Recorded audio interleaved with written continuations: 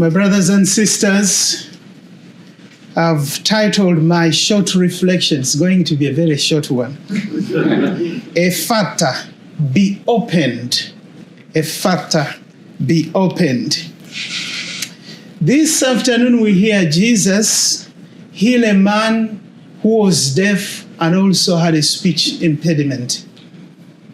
There are, of course, several other forms of deafness or speech impediments that each one of us needs to pay attention to and also to ask Jesus to heal us from. In December, when I was home for Christmas, I have a cafe in my hometown of Jenga that I like patronizing. And they have some of the best local cookies and tea that is prepared in the way that my grandmother used to prepare. So every time I'm back home, I make this very short pilgrimage to go and to the cafe, just for memory's sake. There is something, though, unique about this cafe. It is owned and entirely run by staff with hearing and speech impediments. And for those who follow me on social media, I posted some pictures about the cafe. I said, I'm here at this cafe. The cafe is uniquely named Sikia. Sikia. Sikia in Swahili means listen, hear. And the cafe has become a unique space where people can be able to listen to each other and hear each other out in ways beyond the sensory hearing. Every person who is, it's owned by people that have really a struggle with hearing.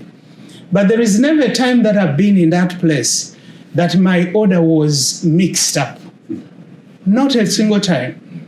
Somehow, even when I don't know any sign language, I've always gotten my orders right, and everything that I wanted has always been delivered. One of the things that we can be able to learn from the reading that we have today, but also from Sikia, the cafe, is that if we can train ourselves to slow down and be attentive to other people, we can be able to hear them and to speak to them in other ways. And if we can be able to tune the ears of our hearts, tune them well, we can be able to hear their sadness. We can be able to hear the excitement in their lives. We can also be able to hear the agony in their lives. We can hear the joys in their lives, and we can also be able to hear their needs. The challenge is that we struggle so much with an interior deafness and a speech impediment that makes it difficult for us to communicate. And some of the causes of that kind of deafness are the attitudes and the prejudices that we have. They can make it difficult for us to be able to listen and to communicate with others. We can sometimes be challenged by pride that can make us deaf to hear God speaking to us, but even deaf for us to be able to listen to our neighbors. Extreme anger or wrath can also make it difficult for us to listen to a different point of view, that the anger has just gotten into the way that we can't be able to hear. Envy and jealousy and greed can also make us so self-focused that we become deaf to the needs of others around us.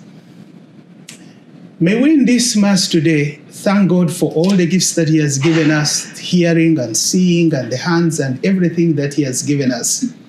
May we ask Him that we can be able to avail those gifts to the service of others.